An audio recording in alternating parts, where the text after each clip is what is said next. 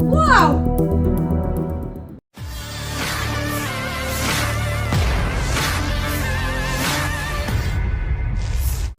Sebuah rekaman ramai dibicarakan warganet di media sosial Telegram pada Sabtu 3 Agustus 2024. Dalam rekaman tersebut memperlihatkan detik-detik serangan roket Hizbullah ke wilayah utara Israel dan konfrontasi Iron Dome. Dapat dilihat dalam rekaman, serangan berlangsung pada malam hari. Ada lebih dari 5 roket mematikan diluncurkan pasukan Hizbullah untuk meluluhlantakkan wilayah utara Israel. Tidak diketahui pasti seperti apa selanjutnya. Kelompok Hizbullah mengklaim serangannya ini menewaskan semua yang ada di titik target.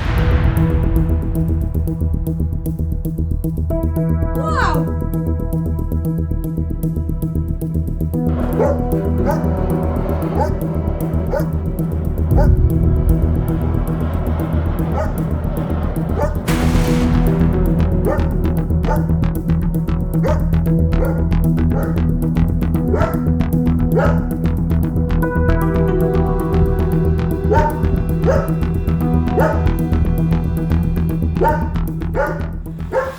Download Tribun X sekarang, menghadirkan lokal menjadi Indonesia.